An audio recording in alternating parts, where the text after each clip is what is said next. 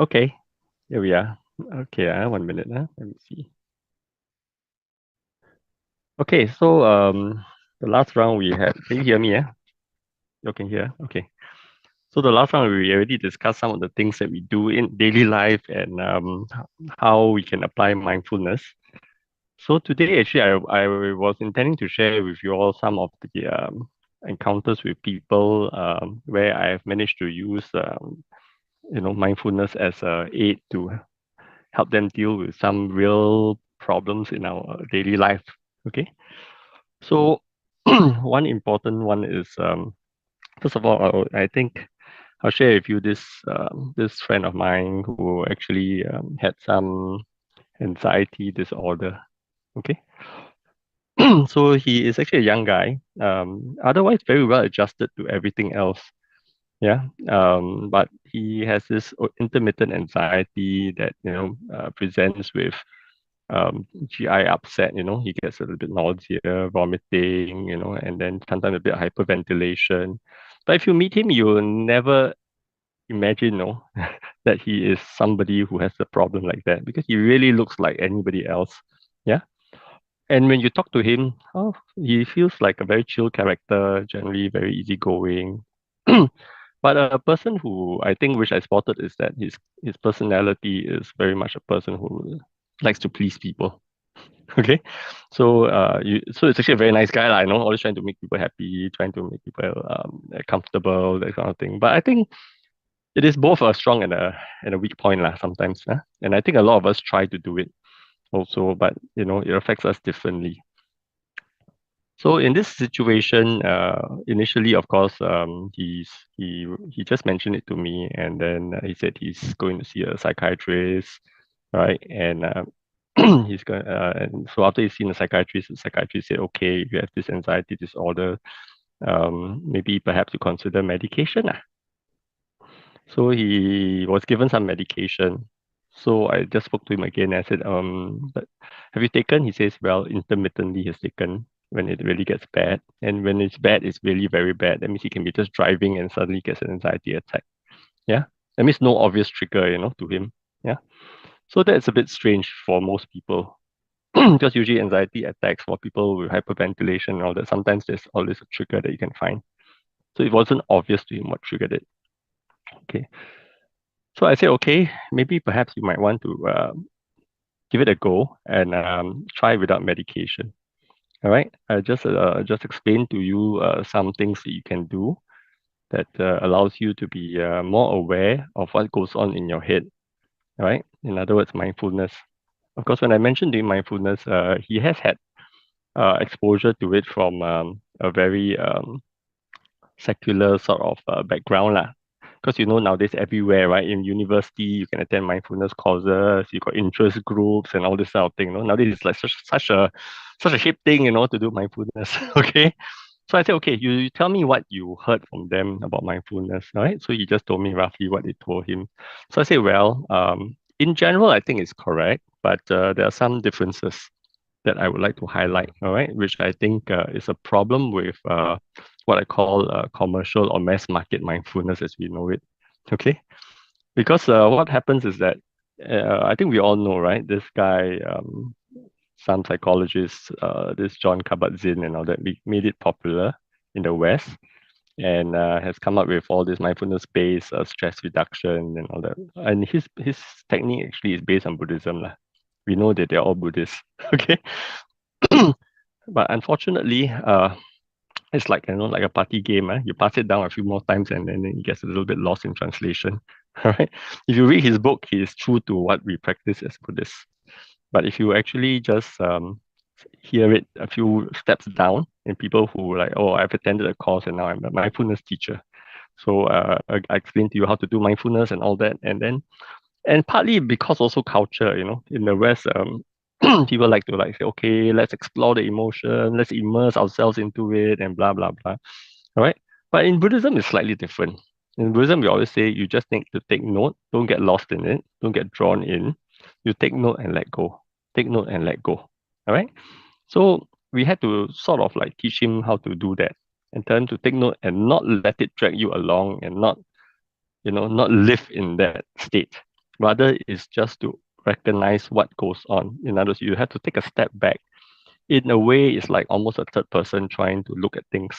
Okay, you are not involved emotionally, so you are actually just a step away. At the same time, you're not encouraged to react. You're not encouraged to label it good or bad. You just accept what comes. All right. Because in the Buddhist context, actually, all mind states, good and bad, it will arise. Okay. More important is that we recognize them for what they are, and we just let them go. And if there are mind states that are not wholesome, we will try to decrease them. Right. And how do you decrease? Actually, mindfulness is the most powerful tool to decrease because it's like a policeman watching. The moment you catch the unwholesome thought, the thought weakens off and then it sort of fades away. Yeah. Yeah. Then, of course, if you already set up your intentions, from a Buddhist standpoint of doing wholesome stuff, right? Wholesome stuff in a very simple layman language is anything that doesn't hurt yourself, doesn't hurt others, right? And you will purify your mind, right? So do good, do no evil, and purify the mind, right? That's basically it. But if you give them this a Buddhist formula in a Buddhist format, nobody will understand you, okay? Unless you have a background in Buddhism. And of course, if you put it in a very complicated, sometimes people like to give it a very complicated sort of slant, a bit too philosophical until you don't understand what the hell is going on, right? So just use plain language. So I just use very plain language because he is a layperson. He's not a Buddhist, right? There's no religion. And he's obviously 20 something, so he's grown up in an environment which is very different from mine. Yeah. And so he can understand that, that you don't have to, that when you're actually practicing mindfulness, you don't have to be um, judgmental about anything. Neither do you have to be drawn into it. Neither do you encourage yourself to be drawn into it. But you just notice it and let go. You notice it and let go. Now, one of the biggest challenges in a person with anxiety is that the moment that they notice the anxiety is that uh, it's running at full speed. Okay, and before they know it, the recognition of the anxiety arising triggers a whole cascade of further anxiety. In other words, they have a certain fear that the anxiety is going to go out of hand, and they are starting to behave strangely, right?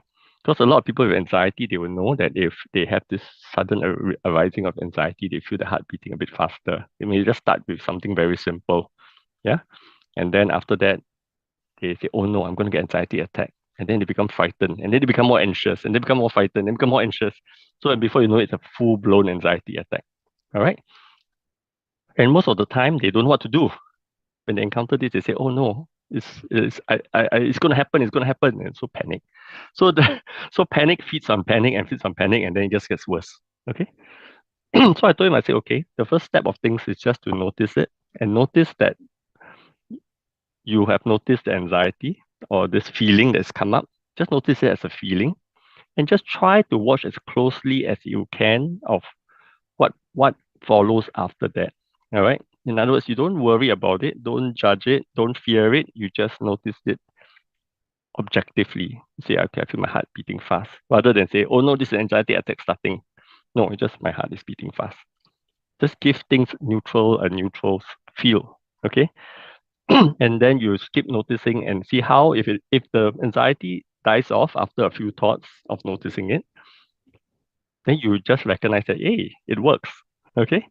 If it doesn't die off and it progresses, then you notice every step of the progression so that you understand fully how it feeds itself and how it just goes on and gets worse until it's full blown. And when you're full blown, if you even have a shred of control over it, notice it and just be with it. Doesn't matter. If you know that you're hyperventilating, you know your hands are tensing up, just notice it. All right.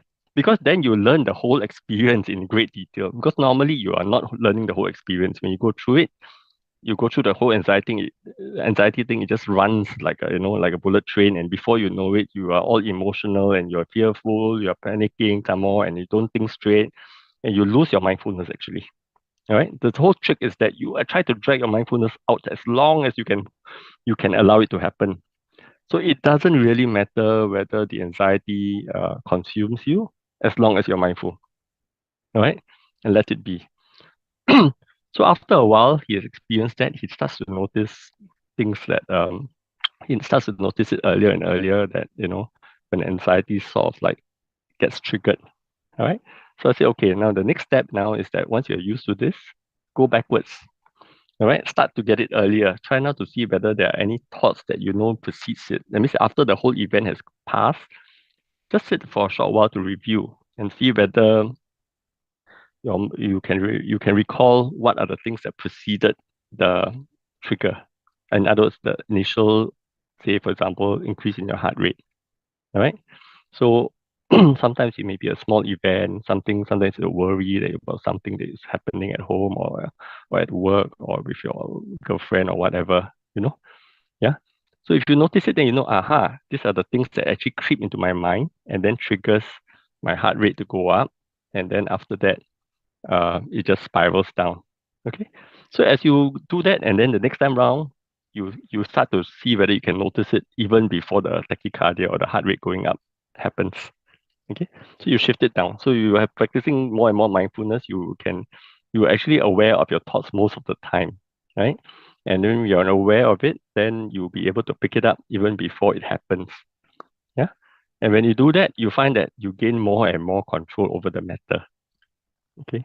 And also you realize that you understand it more and fear it less. And so in other words, anxiety about an anxiety attack starts to reduce. Okay. Now, as I mentioned before, that personality-wise, he's somebody who is very pleasant, tries to please, and all that, and that in itself sometimes causes a lot of stress to a lot of people, unfortunately, right? It's like what I would sometimes say is a nice people stress, lah. Okay, stress too much to try to be nice. Okay, so I think what I had to sort of explain to him is also that to recognize, which I mentioned last week, um, that a lot of things in your environment or your day-to-day life is not under your control, right? Your mental states are the only one that you can modify, and that will enable you to only modify the situation a certain percentage, very small percentage. A lot of situations run by their own rules. Other causes and conditions contribute to it. It's not you. So this in itself, if you can sink into your head, is that you'll find that you become less anxious to ensure a perfect outcome, right? And people want to please always want perfect outcome. Actually, they are sort of a perfectionist in their own ways, lah. Yeah, a different kind of perfectionism. Okay, so they so they realize that doesn't matter. Like I try my best, but if it doesn't work out, people still get angry with me or not happy with me. So be it, lah. I really tried already, right? So that understanding helps, and also to recognize at the end of the day for themselves as they notice their thoughts and their emotions, everything with mindfulness, that the intention is actually good and they want to do something right and something nice, right? And therefore, that should not be a form of stress.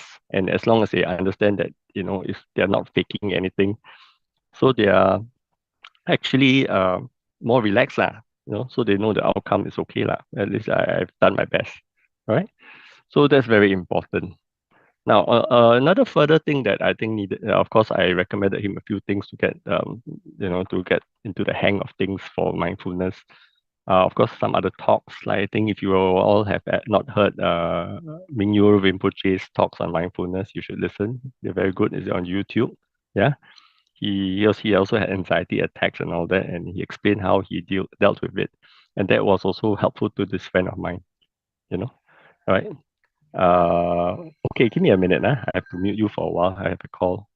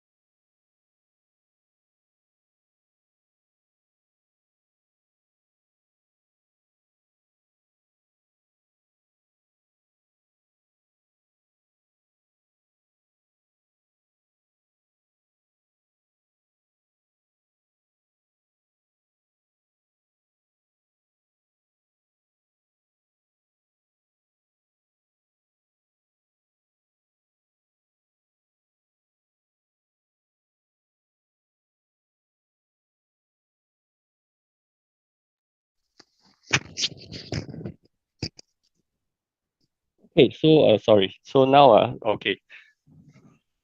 So as I mentioned to you, so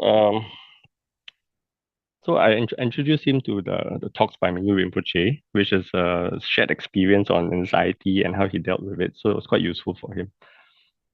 Then another thing that I introduced him to, which I don't know whether you're aware, there's this contraption that is called Muse. Have you all heard of it before? Okay, you can actually Google it. It's called Muse, Muse. All right. It is EEG based, sort of almost like a biofeedback thing, right? That you aids in meditation. And I have a set, so I lent it to him to try just for fun. Okay. I mean, you don't need this to practice any of these things. But it's of course nice if you have a toy to play, and then for younger people today, I think this is like almost like another gadget to play with, right? So they have a gadget to try and they got feedback. So what it does is basically it's a headband that you wear on your forehead. So the medical people will be quite familiar with some of these monitors actually. So it's a headband, and then it does a little bit of simple processing of the waveforms. I think it was a research tool that they used, and then after that they commercialized part of it. Okay. So they did some analysis, and then they will feedback to you whether the brain waves are of a particular kind that indicates that you are in a relaxed state. All right, your mind is in a relaxed state. So this is a practicing of just meditation. So what they ask you to do is actually a guided meditation, focusing on the breath. And then if you are relaxed, they will give you some feedback. So you're wearing a pair of headphones or earphones, and then practicing according to what it guides you. And if you're mentally relaxed, you can hear, like for example, birds chirping, that kind of thing, right? And then you can have a background waves, like the waves are very, very calm. If your mind is calm, like your mind is agitated and distracted, the waves will sound a bit more like, a bit more fierce lah. Okay, so it's a very layman tool, but nevertheless, it introduces them to the world of meditation, and with a feedback mechanism, right? And it always starts with 5 minutes, and then you just go on, and then after you finish the first round, you go on again, and then you can go on to like 10 minutes, and then just progress lah. Of course, it's a commercial thing, so subsequently they got programs that you can buy if you want, but you don't really need to lah. All right. So anybody who's interested can go and try it just for fun, especially for people who have never done it, who are non-Buddhist. This is a good introduction to meditation for them. Okay. So, cut long story short, after this whole thing, he didn't need any medication. In fact, I thought he was initially a bit scared. So I said, okay lah, you scared, you just carry the one tablet with you, like your yeah, like your food to protect you lah in case you you feel that you cannot cope. So far, I think it's been already nearly a year. Not a single tablet has been taken. Yeah. So he's dealt with it, and then recently even he told me that, hey, I can tell, a little bit of it coming, but then I can deal with it. It's no more a problem anymore, right? And in fact, now he even hardly has any intestinal symptoms too. Previously, he would have a lot of bloating, a lot of tummy runs, go to the toilet, and this and that. All gone. Okay, all gone. All right. So this is a life story, a real life story of a person who has managed to use it and make good with it. And no huge commitment of time or effort or anything, but it's just to provide them with the technique to deal with it. And then once they learn it, they can always use it. So of course I encourage them to do it a little bit more frequently lah. Yeah, a little bit more frequently so that you're always familiar with the technique and you can always, in a way, go back to it as your refuge. Yeah. So that's how we managed to actually make use of it for this guy. So this guy is having this. So of course another one of my friends okay, had a relationship problem, so went into a bit of depression, right? Then also manifests as anxiety symptoms, right? And of course, he didn't recognize it. He just didn't understand why. Seen by psychiatrists, initially was told that he's a bit, that he needs psychiatric help, that he's got bipolar and things like that, right? Fortunately, no medication started, and he's also not obviously not bipolar lah. It's a reactive depression because of relationship issues. Okay, reactive depression basically means, in simple layman terms, is that If there's a good reason to be depressed, you are depressed. Okay, right? It's not as if like you've got no reason, but yet you're depressed.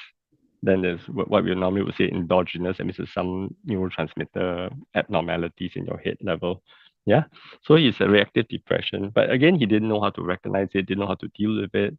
Right. So for him, it was a combination of introduction to mindfulness and also learning mindfulness from his yoga practice, which he was introduced to also as a adjunct. Because in yoga practice, they actually encourage mindfulness of your body, right?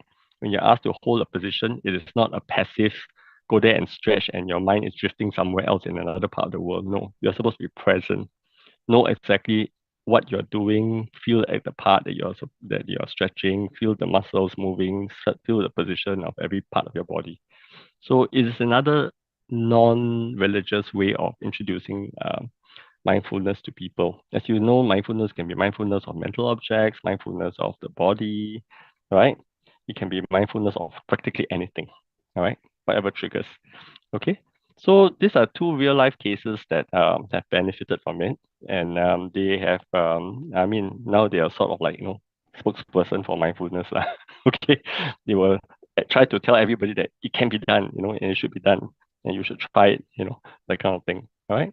So I think that's what, as a Buddhist, I think that's what we really want, because at the end of the day, these techniques of mindfulness and all that is to actually encourage people to develop and understand their mind and encourage them to do some meditation, sometimes sitting down to reflect and to think about things, and be so in order to generate two parts of the Eightfold Path, actually basically to train the mindfulness and also some degree of concentration, especially important in today's world when people are very hyper distracted, right?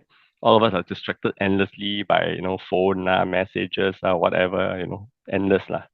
Okay. In fact, it is probably at a higher frequency than ever before. Like I mentioned before, last time you send a mail, you don't expect any message reply for 1 week, or especially it's overseas. Now you expect the moment you send a text, you want a reply. Okay, we are all guilty lah. Okay, that's the problem. Okay. So in these two situations, it's really mindfulness in daily life. So what can mindfulness deal with? So anxieties definitely, reactive depression definitely. Will it treat psychiatric illness? Perhaps not. Right? If it's what we call organic, in other words, if something really wrong with the brain, you might need medication, and maybe perhaps it will help, but definitely I don't advise that if you have a like schizophrenia, you just go meditate. You're probably going to run into more trouble, especially if unsupervised. Yeah. So it is not meant to be a medical cure for day-to-day stuff, but it is meant to deal with certain psychological issues which may not have an organic, or in other words, like a chemical or abnormality in the brain itself. And this is where mindfulness will work very well. And honestly, because of that, it will be valuable to most of us, because all of us have some sort of psychological ailment, right? And the commonest is, of course, stress, depression, sometimes reactive depression, anxiety. This is so common, right? In fact, it was shocking to me that of like 5, 6 young people in the 20s that I know, at least 3 of them have gone to see psychiatrists because of anxiety. It's quite shocking, right? But if you meet them, you can't tell, They're all they seem quite chill, they're quite cool people, right? But wow, quite surprising, right? Yeah. So it is more common than we think, right? The first person, as I said, was about 20 something, 24, 20, about 23, 24. The second person is nearly 40 years old, right? So all these coping skills and all that, from a very secular point of view, is actually important. And mindfulness actually helps with the coping mechanism by being able to recognize what you can and cannot do, what you know in your mind, and also your understanding of how your mind works, and therefore you know how to deal with them. Yeah. Now, one very important thing which I think mindfulness helps most people is that I think, like all things, mindfulness is like a vaccine. It's prophylactic. In other words, you have to practice it when you are in a good state. Don't wait until you're in a mess and then you try to force it in. In those two cases, they are already in a sort of a mess. But fortunately, they are generally optimistic characters, so it helps. But if you are depressive, withdrawn, it's not going to work. Yeah. So, as I said, it's preventive, and it is important that they learn it early and try to apply it to all aspects of life. In fact, I've always told them, and which I think is very important, is that one of the most important things in mindfulness, I feel, is that it inoculates you against mental manipulation. Why I say that? Okay, it sounds strange, right? Now, in this in this world today, unfortunately, people thrive on manipulating others by making them feel guilty, right? As you know, the whole internet has lots and lots of virtue signaling, right? And then cancel culture that will make you feel left out and things like that, right? How does this happen? Really, how does this happen? You just ask yourself, right? It's because people recognize that people have a need for attention. So if I don't give you attention, I cancel you, you feel sad. So I basically torture you by making you feel isolated. Okay. So that's one way. The other way is, of course, people make you feel guilt. You are a bad person, you know, right?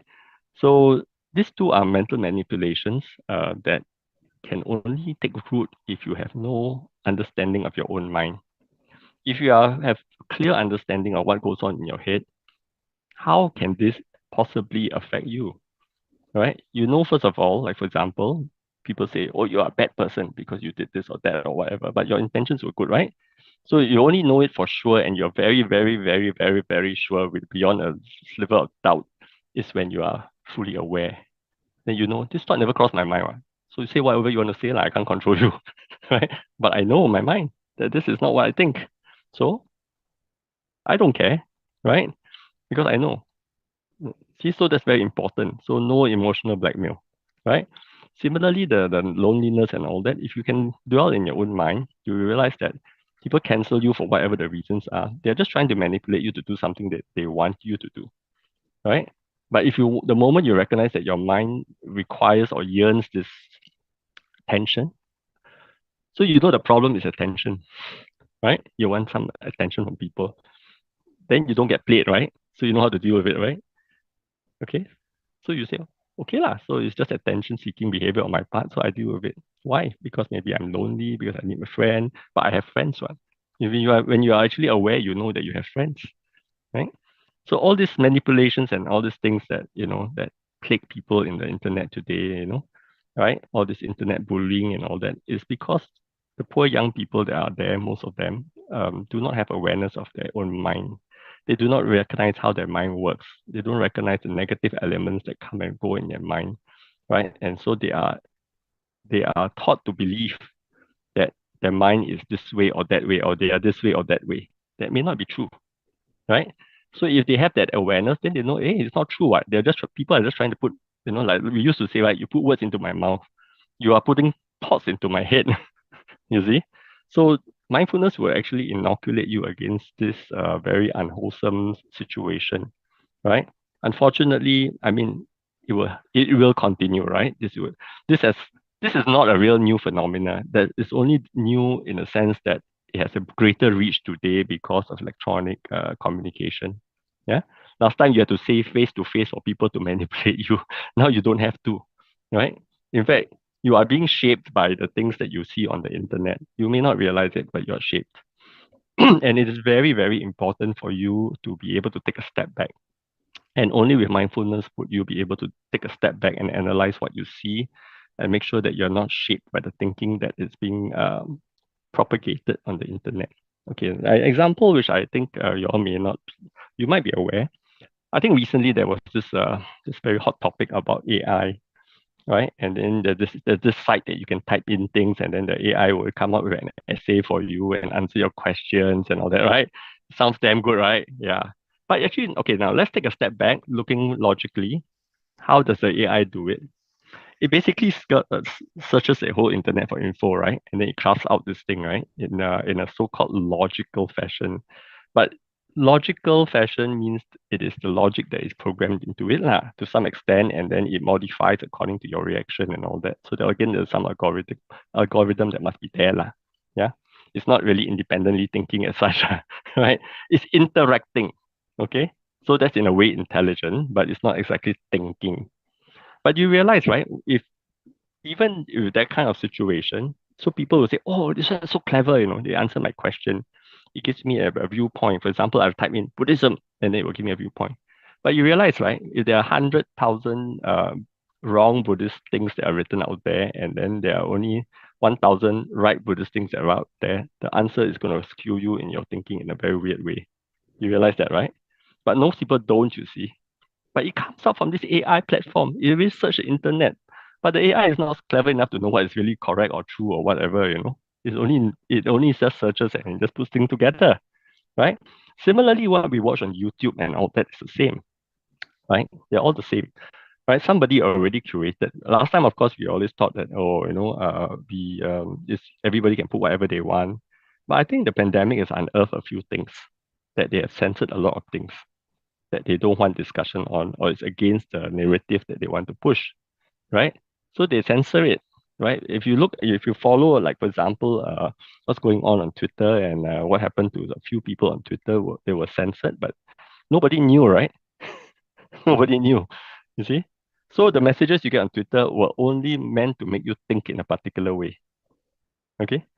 So when you see the difference is that when you're mindful, you will find that, why is my thoughts going in this direction?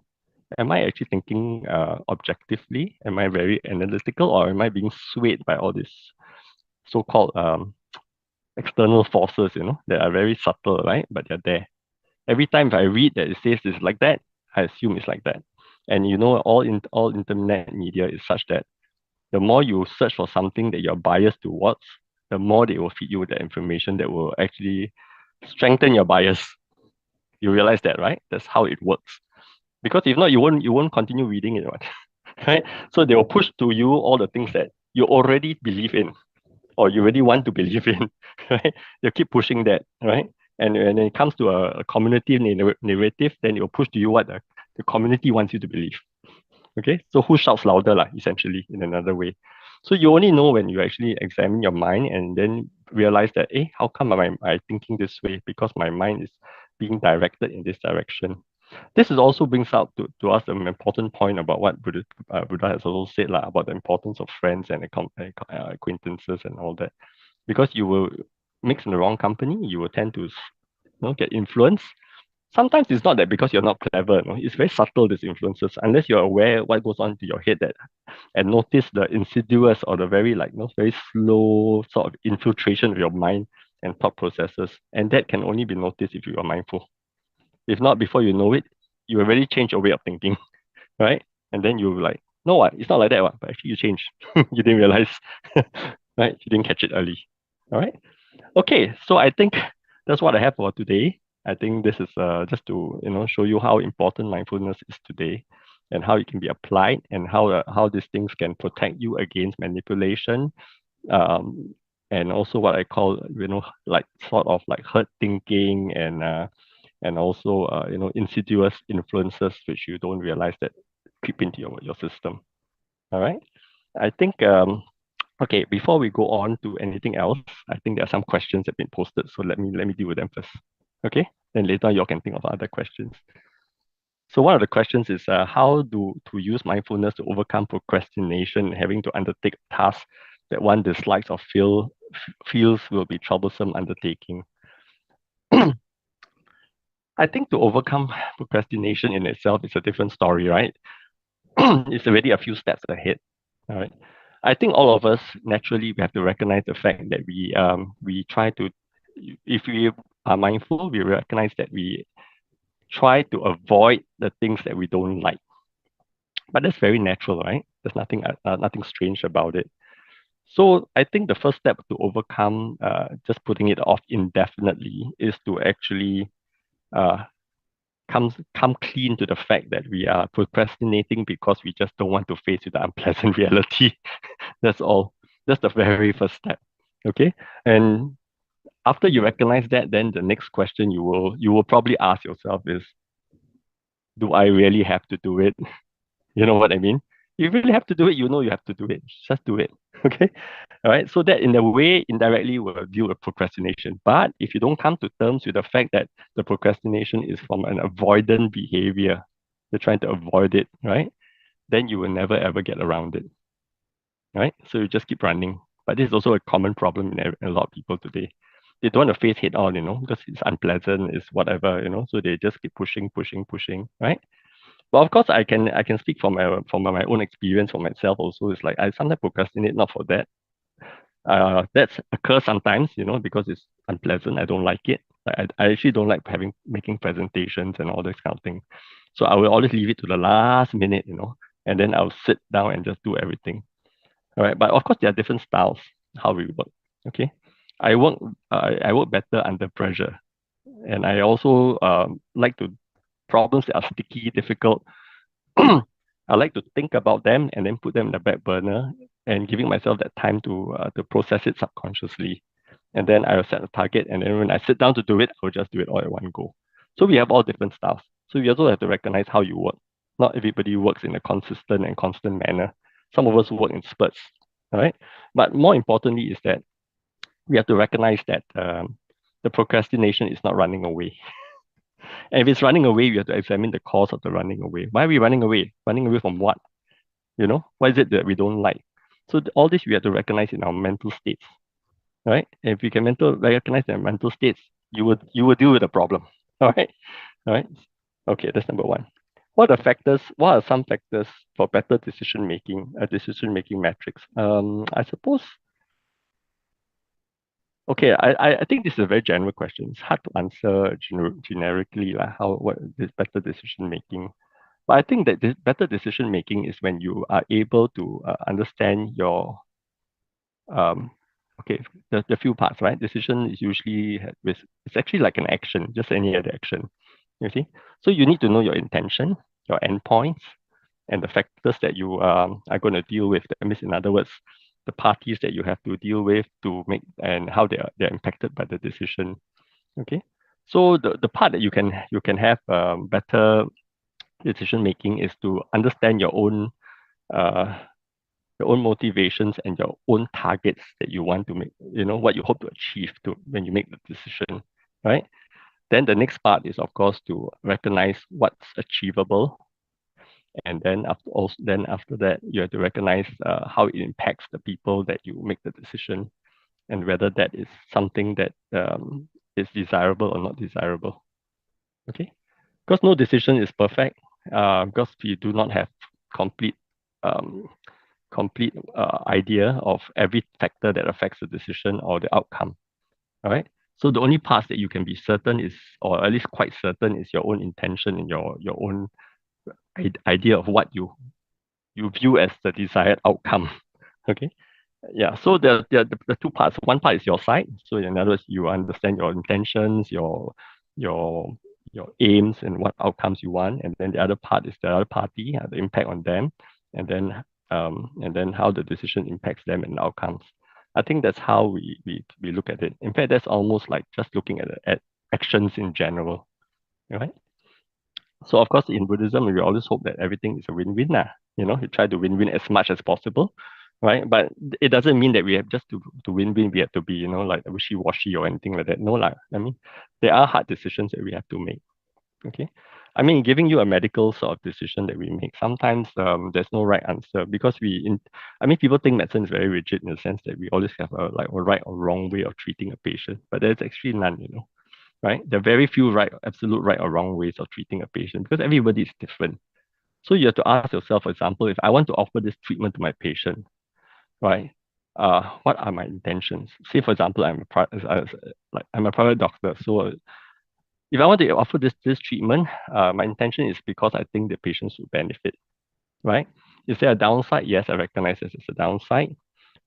Do I think the patient should take the risk? Then I will have to examine my own intention in the sense that if it's my family, would I advise them to do it? Yeah. Or is it because I want to advise them to do it because I'm a private doctor, I can make money out of it, right? Or if I'm a government doctor, maybe I don't want to do it because just give me more work to do, you know? So you have to recognize all these things, right? And you have to recognize at the end of the day, the outcome good or bad, whatever your intentions are, especially if your intentions are good and the outcomes don't turn out the way you are, you recognize that, like all things else, you only contribute a small part to the whole thing.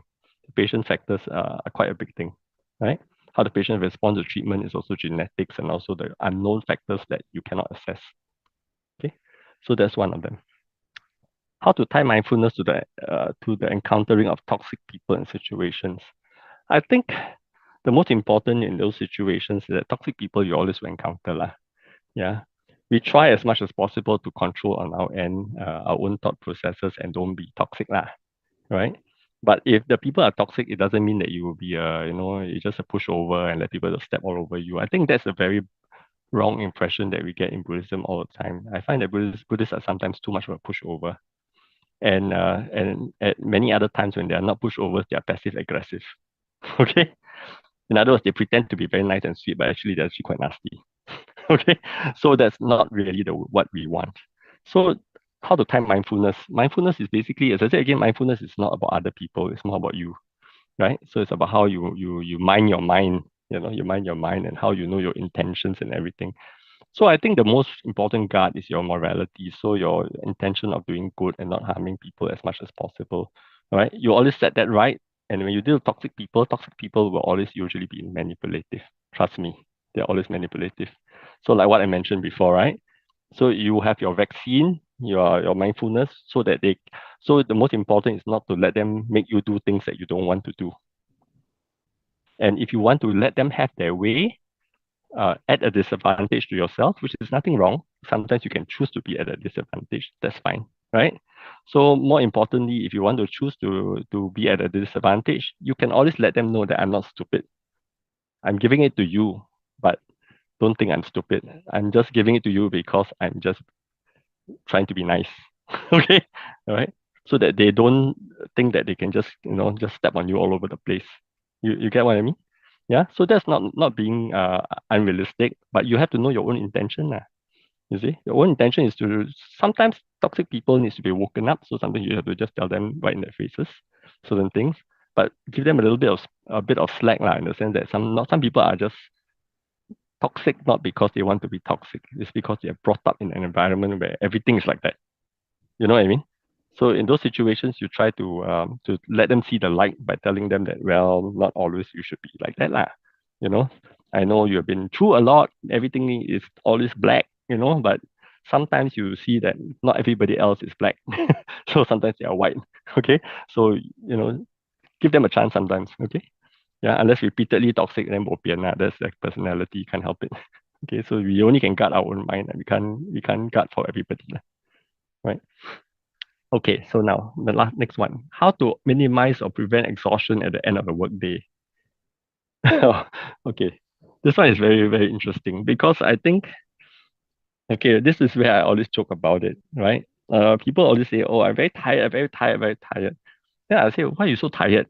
Oh, I had such a long day at work, blah, blah, blah, blah, blah, blah. Then I said, so what do you think? Is this mental fatigue or physical fatigue? Then they'll say, I don't know, I feel very tired. I want to sleep, I want to rest. I say, well, if you ask yourself and think logically and you just watch your thoughts, you realize that actually it's mental fatigue, right? Most of us are not working in a construction site carrying tons of things around, running in the sun, that kind of thing, right? So where got physical fatigue? Come on, right? So you have actual mental fatigue. So what is the mental fatigue from? Okay. So now this is where you start to explore your mind again by being mindful. All right. And actually what people always don't realize is that thinking about tomorrow, thinking about yesterday, thinking about all the things that are unrelated actually is what's the cause of mental fatigue. Okay, it's more than anything. So worry and thoughts of past and future is the one that usually causes you fatigue. Not exactly your work, because actually when you're focused at your work, you're actually not tired, right? All of us have done projects that we love, and then you wow, so excited, so much energy, don't know where it come from. Don't sleep, also still very energetic, right? So what does that tell you? It's all the thoughts that are actually associated with negative mind states or mind states that are like this, basically unpleasant or about past, about future, about worry, right? About maybe anger, about pleasures that are not satisfied. These are the things that tire you out all the time. Okay, yeah. So it's like in Buddhism, we always say that like it's like more or less related to three poisons lah. That's the one that tires you out, and it tires you out because you don't notice them. You think that you are actually doing work, but half the time your mind is actually running on a lot of other nonsense, and especially people who are worrying. They worry so much until they are tired. All right, because mind states that are not wholesome, they drain you because they do not give you energy. In fact, mind states that are wholesome and concentrated and calm, they give you a lot of energy. So those people who have had retreats and meditation, they find they don't know how come so much energy, right? Always so alert, they sleep so little and they're fine. So most of our fatigue for us non-manual workers, I only can say that 99.9999999% it's all mental fatigue. And your mental fatigue comes from your worry about tomorrow, about yesterday, about this person, about that person, all this what I call useless thoughts lah, that we unfortunately have to face. All right. And once you are aware of all these things and you're aware of them and let go, you don't get drawn into the story, you'll find that you recover a lot of energy. Okay, you recover a lot of energy. Now, okay, let's see. How can one recharge when one is regularly at the giving end of a home or working relationship so as to avoid burnout? I suppose, okay, lah. I mean, this one I think is not really a mindfulness question, but really, I think this let's like what the Zen teachers always say, like, when you're tired, you sleep. When you're hungry, you eat. Okay, so part of all this burnout thing. So if you're really tired and you've been working a long stretch, I mean that fatigue is real lah. Okay, mental fatigue is also real. Okay, so let's not kid ourselves. All right, sometimes you need a break. You just take a break. All right, but if you maintain a nice practice of meditation or mindfulness, a few minutes a day, a short session once a day, that may be a thing to decrease this burnout lah, because you always have some place to like retreat to, yeah, and where your mind is you are just with your mind for a while. But more importantly, when you're doing your meditation or this so-called sitting down, not I'm not talking about the walking around and being aware of the things and all that, but when you actually do your sitting meditation, for it to be an escape, inverted commas, you have to leave everything at the door. Okay, don't bring it into your meditation. So you have to learn how to detach completely. So when you leave your workplace, detach completely. All right. When you are in your room and your home, when you're not when you're doing your meditation, detach completely. I usually tell myself, if I want to do this thing, I don't care whether the sky drop on my head, my building collapse, it doesn't matter. Right? And when you can do that, you're fine. All right. Okay. And this also sometimes has got to do with one very important thing about Buddhist philosophy. Buddhist philosophy always says you must always recognize that death is inevitable. It will come to everybody at some point in time. You don't know when it's going to happen. You don't know how it's going to happen. Only one thing you know is going to happen. All right. And if you reflect on death on a daily basis, all right, until it becomes so much part of your mental states that you really don't fear death anymore, you'll find that a lot of these things actually don't really bother you anymore because not many things are so important anyway. Okay. Yeah. Because death is the thought of death and recognition of death as as one of the worst things that most people fear. If you can get rid of that as a fear, it will apply to a lot of other fears about things as being catastrophic, right? Nothing else is so catastrophic anyway. Yeah, right. So if you can deal with that, you can apply it back to other situations. Okay, what are some advice or words of wisdom that you can give in order to live life well? Well, I think to live life well is just to make sure that you know your intentions, so that you know that whatever you're doing, you're trying to do for the best of everybody, right? And then that will lead to a much happier life. Okay, I think that's as simple as that. Okay.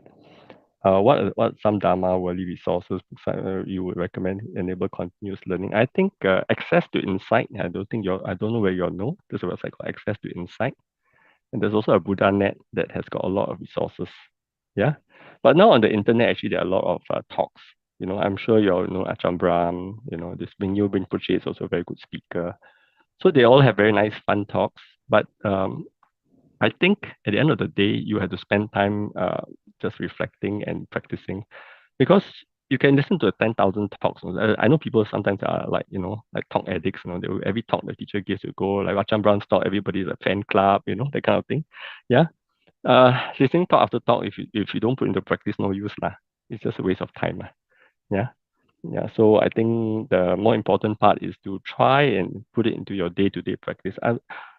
And maybe put aside some time in the day where you can actually make it a little bit more intense by being a bit like just put aside just to be mindful or to concentrate or to practice meditation, right? Sometimes we say samadhi meditation. So it's a combination of things. But basically, you have to put yourself some time, give yourself some time to actually devote to practice. There's no such thing as no time. No time is nonsense. All of us have some time, right? Yeah. And if I ask you to put half an hour, it's definitely doable for anybody. I hate it when people say, I have no time, I have no time, I'm so busy.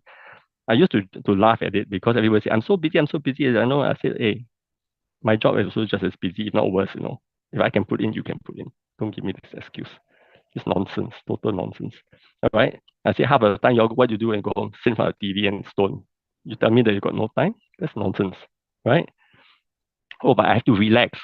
Yeah, but this when you practice, actually, you're supposed to relax. But who says you practice your stress? Then that's not. Then you're obviously not practicing, right? Don't know heaven knows do what, right? Okay, so so that's that. All right. Now, from experience, how can we minimize the incidents of regrets as we go through life? Oh, actually, this one is very simple. This is basically what we said before, right? If you know your intentions and all that, you will do nothing with regret. And also, you realize that not all the outcome is dependent on what you do. There's also nothing to regret, right? You regret is when you did not know your intentions and you did not have a good intention. That's when you do something and it doesn't turn out the way that you wanted. You regret, right? But if you do it the best of intention and you recognize that your best of intention, then you usually don't regret because you know the outcome is not under your control, right? You are not the sole determinant of the outcome. That's a very important thing to recognize. How should one reconcile worldly resources such as the pursuit of wealth to living a life of contentment, simplicity, and fulfillment? Okay, this is interesting because everybody thinks that Buddhists should be poor. All right. I don't think that is the way that we should look at it. Okay. Neither do I say that all Buddhists should go crazy and try to earn every single cent they have. Now let's look at it this way. What do we mean by pursuit of wealth? So are we just saying that we are just pursuing wealth for the sake of pursuing wealth? Right? Is it wrong to as a lay person? Okay, let's take it separately, okay? It's a lay person. So what do you mean by pursuing wealth? Gambling, investing, is that wrong from a Buddhist standpoint? Gambling, yes. All right. Investing, no. Right? Hard work earning money, no. Okay. So how does it when does it tilt the balance and say that okay, you've gone too much, too far? Is when that's the only aim in life. In other words, in Buddhism, the pursuit of wealth can be for good things. In other words, you can always work and do your best. And by the way you earn your money, you can always give your money away. You can always help other people, right? Because not everybody has the same capability, right? If you, for example, you're a professional, you can earn definitely more than a person who's not a professional. So does it mean just because you pursue wealth, you are a bad guy? Well, I suppose if you only do it for your own enjoyment, maybe perhaps that's less noble lah, right? But if you can also share that whatever you have, it's good, right?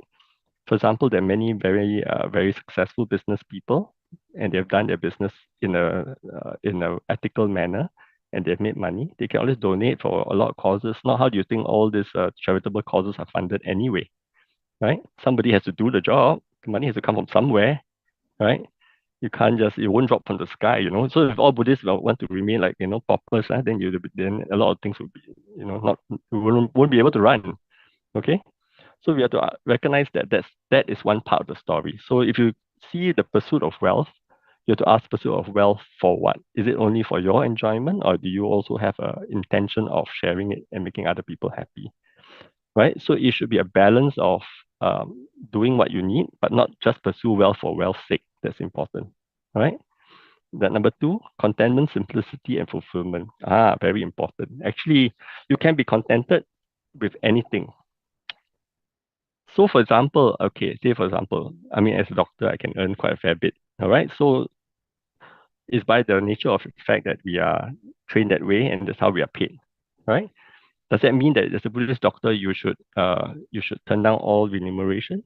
Obviously not lah. That's silly also. Right. Because the money that you make, you can always share it around, right? But does it mean that you must have that amount of money so as to be happy? That's where it's important, right? Because no. Let me give you an example. There was one doctor who told me, "Oh, I only make this amount every year, so little." Blah, blah, blah, blah, blah, blah, blah. Then I was like, "Huh? You really make more than most people. What are you complaining about?" Right? So the point is not about the amount. The point is that whether you should be contented with what you have. Okay? And contentment has got nothing to do with amount. Contentment is something that, you have to be contented with your current situation or whatever you have now, and the bar can be set low. Contentment bar can be set low, but setting a contentment bar low so that you can be easily contented does not preclude you from working hard and making money. All right, because these two things are actually quite different. They are really different things. Okay, why I say that is very simple. Is I say, making money and all that is just a perfection of your skills or your whatever that you by the way make money. Because some of the skills or some people do certain things just don't make money, right? But they're also happy, right? So you have to recognize that as a fact.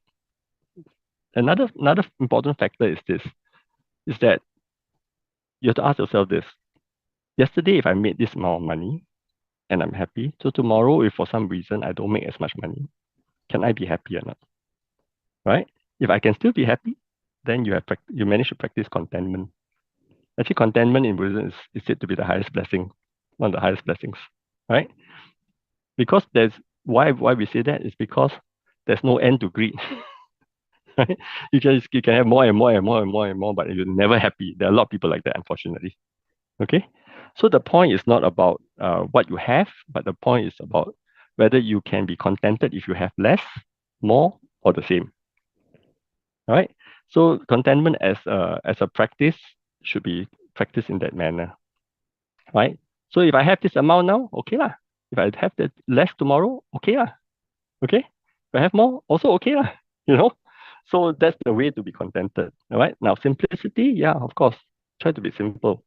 All right. But of course, we're all lay people. You say, okay, can I be very simple? Like everybody like um live a life of a monk.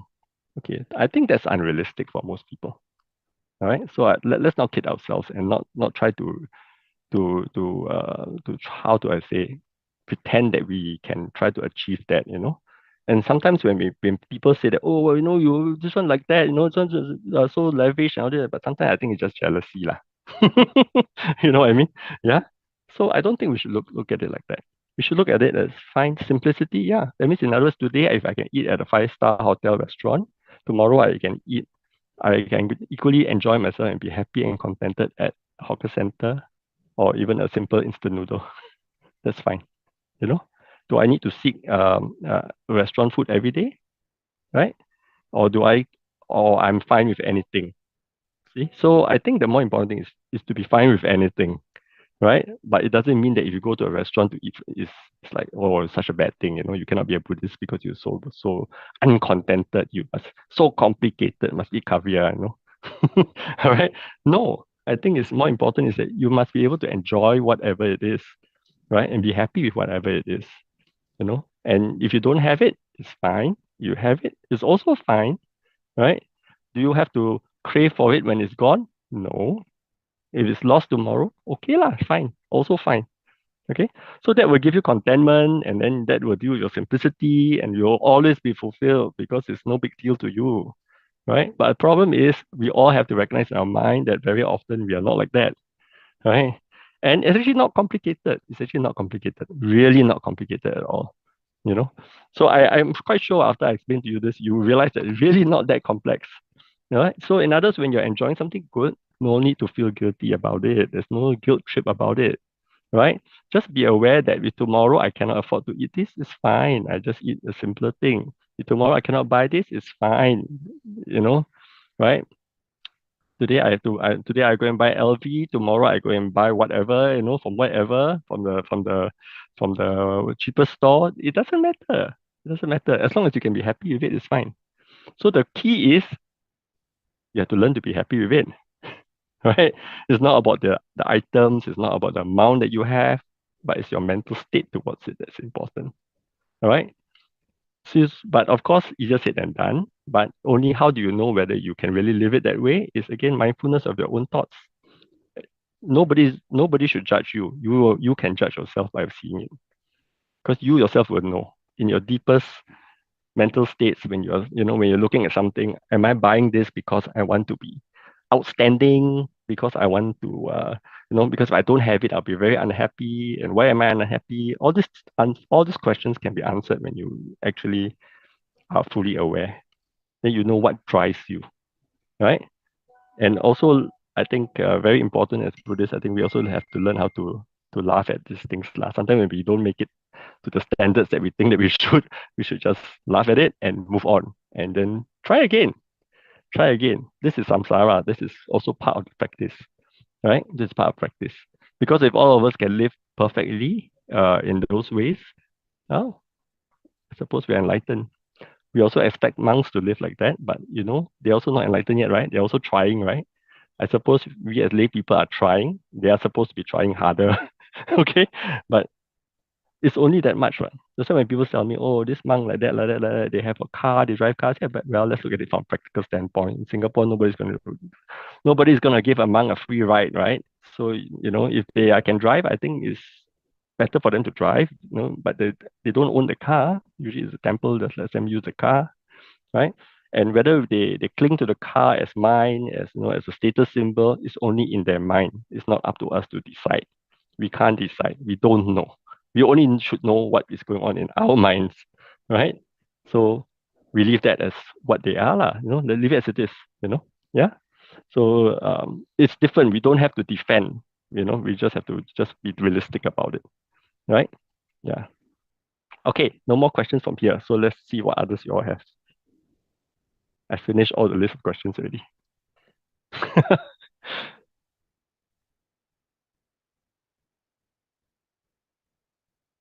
Anything more? I noticed my headphones are appearing and disappearing from my screen. Very cute. And then Liu He has got this fan behind her that's appearing and disappearing. Oh, is it?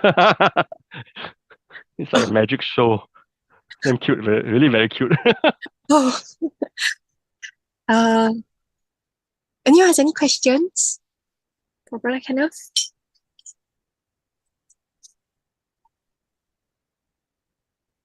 No one? Can't hear.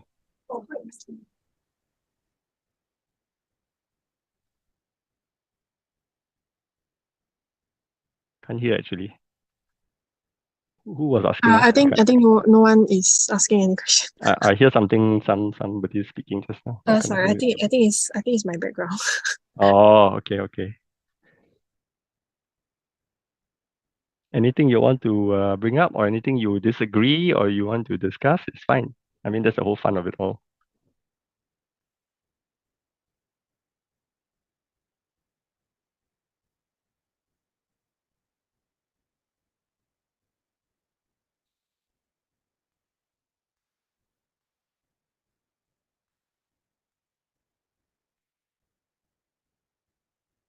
Today no questions.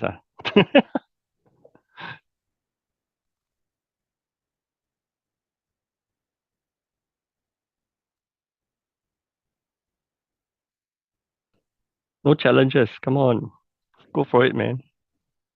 How come no challenge? Very boring, leh.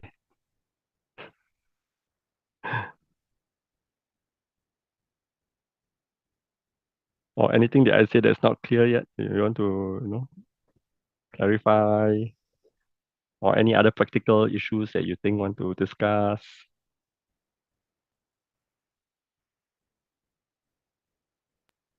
Brother Kenneth, I like the part where you said after you're mindful, then you let go.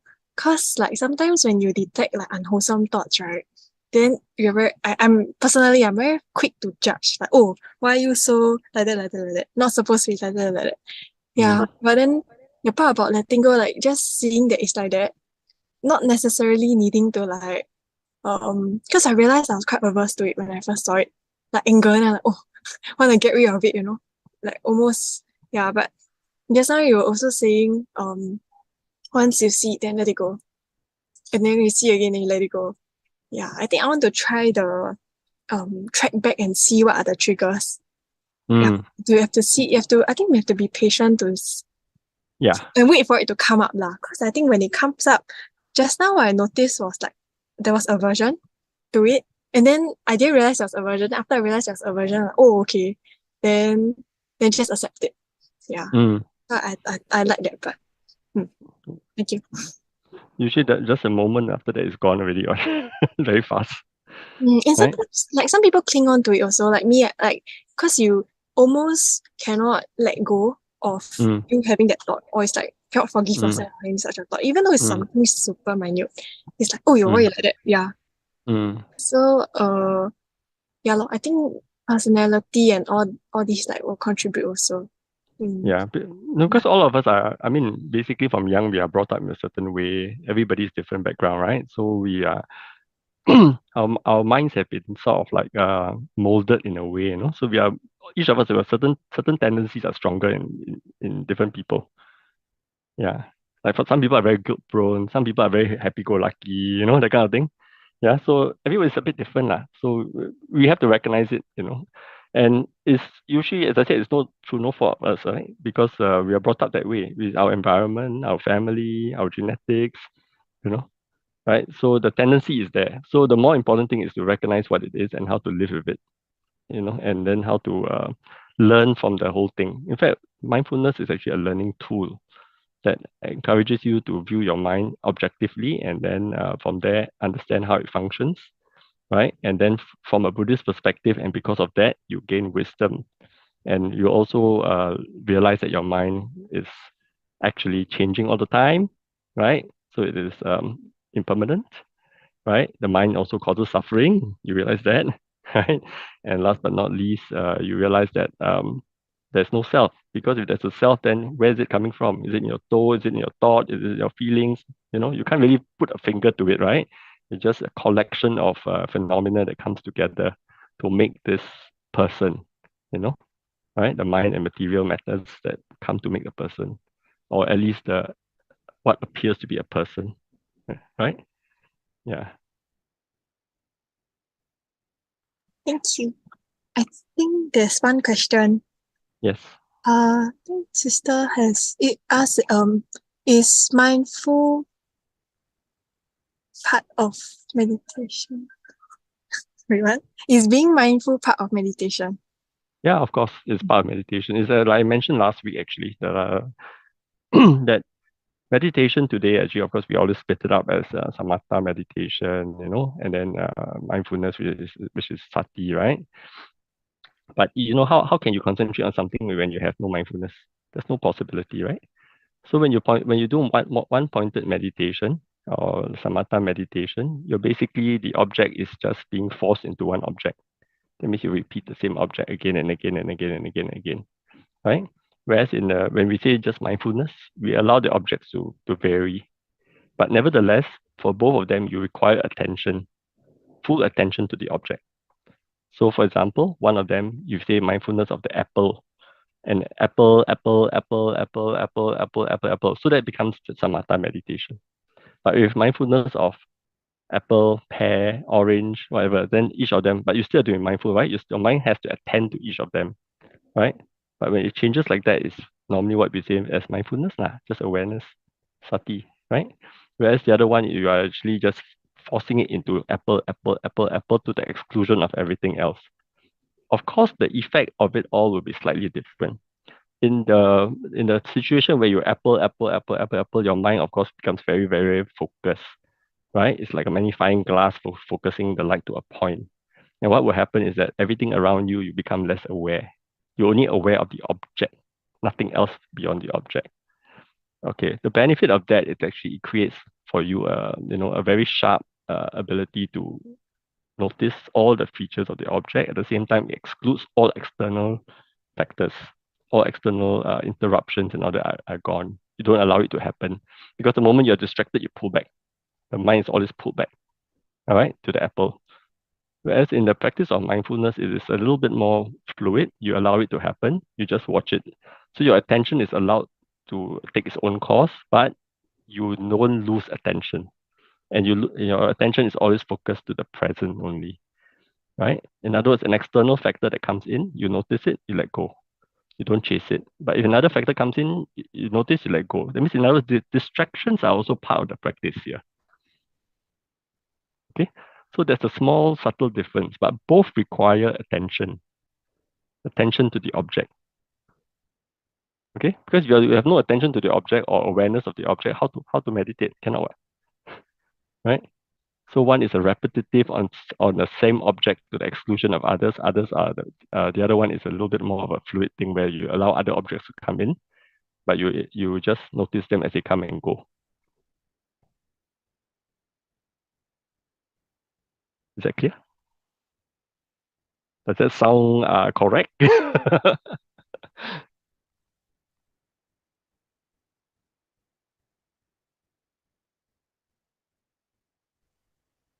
Dr. Kenneth, could I Yeah. further ask on that? So let's say we're taking public transport in the morning and we decide to do a mindfulness meditation practice.